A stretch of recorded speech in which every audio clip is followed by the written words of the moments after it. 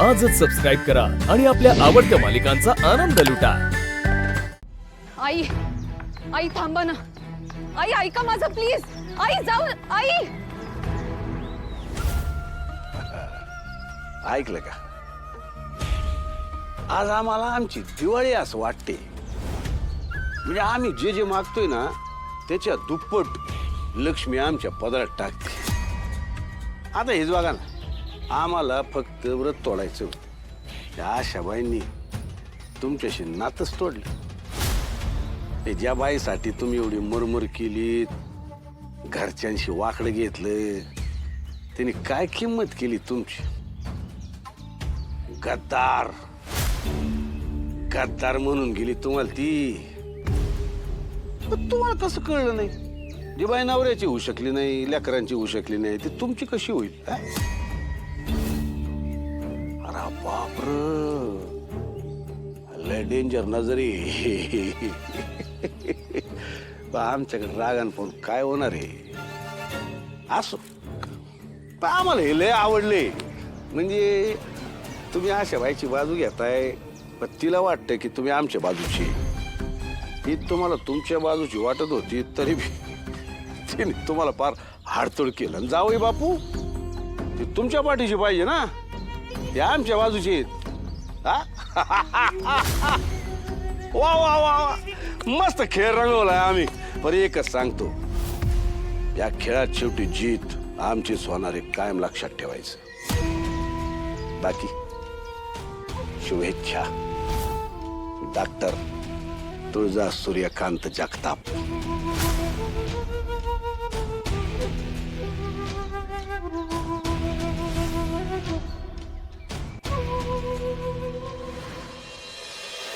तुला काय गरज होती तिकडे जायची? मला तुझं कधी कधी काय कळतच नाही। तू ना एखाद्यावर चिडतो आणि त्याच्यात वर जीव लावतो, असं कसं? बरं, ज्या व्यक्तीने तुला सगळ्यात जास्त दुःख दिलंय ना त्याला पण तू जीव लावतो, असं कसं आहे रे? तू कुठल्या मातीचं बनलाय दादा? मी ना माझ्या बहिणींच्या आणि कुटुंबाच्या प्रेमानं बनलो। तुमच्या एवढं जीवन कोणासाठीच तुटत नाही माझं। आणि कधी कधी आहे ना, काय काय गोष्टी स्वार्थ न बघता करायची असतात। दादा, अशा निस्वार्थी वागण्याने तुला स्वतःला त्रास होतोय, त्याचं काय? माझ्या बहिणीच्या सुखासाठी आहे ना, हजारो त्रासातून जायला तयार आहे मी। तुमच्या चेहऱ्यावर एक हसू बघितलं ना, दुखणं ना कुठच्या कुठं पळून जात, कळत बी नाही मला। दादा, तू नाही असं सगळं बोलून आम्हाला गुंडाळू नको बरं का? अरे तुझा त्रास आता नाही बघत आम्हाला। चल, तू लिंबू सरबत पी, बरं वाटेल तुला। हा, अगं नंतर पितो। नंतर कधी? आज शरीराची काळजी नाही घेतलं ना की माझर पण येतं, तर तरी कशी वाटेल? घे ना, बरं वाटेल। अगं पितो मी नंतर, ठेव देत। राजू ताई, तू आज दादाला सरबत जरी पाजलं ना तरी तो पिणार नाही। आज दिवसभर त्याच्या जवळची व्यक्ती त्याच्यासोबत डोंगर चढत होती ना, त्याची काळजी लागली दादाला।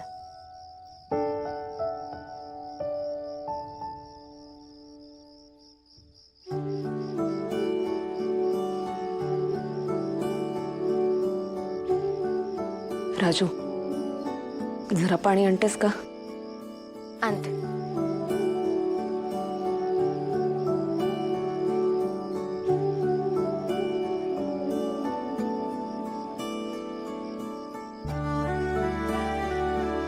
ही गोळी घेत, बरं वाटेल तुला। तुझं अजून एक गोळी काढ, तुला बी गरज। वहिनी, तुला पण जखमा झाल्यात?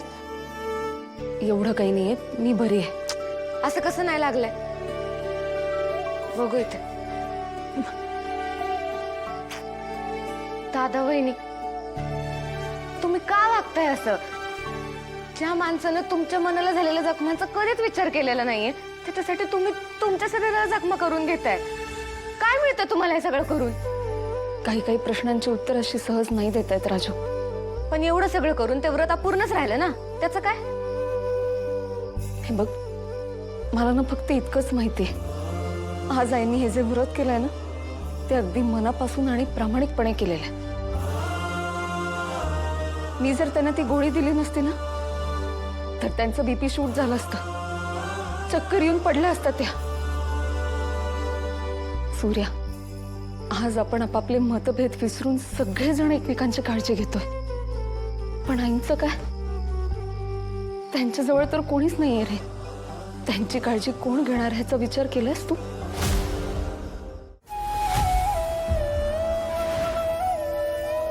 तुळजा, त्या बाईमुळे या घराला जे सोसायला लागले ना, हे तिच्या त्रासापेक्षा काही पटीनं जास्त आहे. राजू 6 वर्षांची होती. रात्री झोपेतून दचकून उठायची आणि मला विचारायची ती, दादा आपली आई कुठं आहे रे? तेव्हा माझ्याकडे उत्तर नव्हतं. भागू, अगं छोटासा जीव ग. पहिल्यापासून ना तिला उन्हाचा त्रास आहे. उन्हात खेळायला म्हणून गेली आणि तिला उलट्या सुरू झाल्या. 2 दिवस कपडे पिऊन टाकावे ना, तसं मुरगुळून आजारपणात पडली होती ती. अगं साधं लिंबू पाण्याचा ग्लास द्यायला ही बाई नव्हती इथं. माझ्या धनुला गोड खायची आवड आहे का? मैत्रिणीच्या वाढदिवसाला गेली, जिलेब्या आवडतात म्हणून प्रमाणाच्या बाहेर तिनं जिलेब्या खाल्ल्या. रात्रभर पोटात दुखत होतं तुझ्या, पण मांडीवर डोकं ठेवून उशी द्यायला ही बाई नव्हती इथं. आम्ही कितीतरी वेळा ना माझ्या बहिणींना मी मरणाच्या दारानं परत आणलंय. जेव्हा जेव्हा त्या बाईची गरज होती ना, जिथे जिथं त्या बाईची गरज होती ना, तिथे तिथे ही बाई नव्हती. माझ्या घरासाठी राबताना ती जुनं माझ्या जखमांवर फुंकर मारली. या बाईची माया मला कधीच मिळाली नाही. आज तिची काळजी घ्यायला कोण नाही म्हणून तुला तिचं वाईट वाटतंय.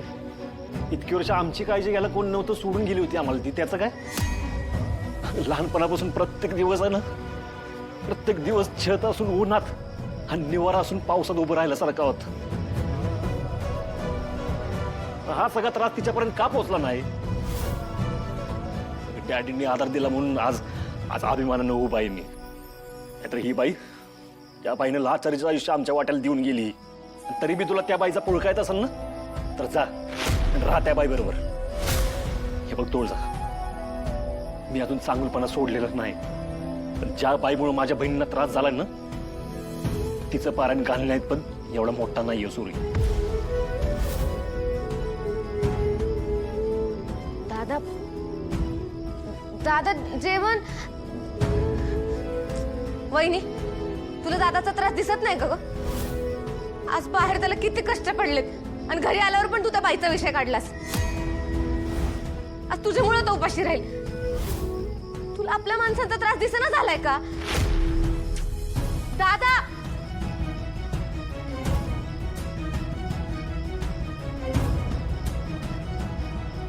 वहिनी मला तू पाहिजेस अगं. आई तर कधीच नव्हती, पण तिला आमच्या जवळ आणताना तू आमच्यापासून लांब नाही ना जाणार.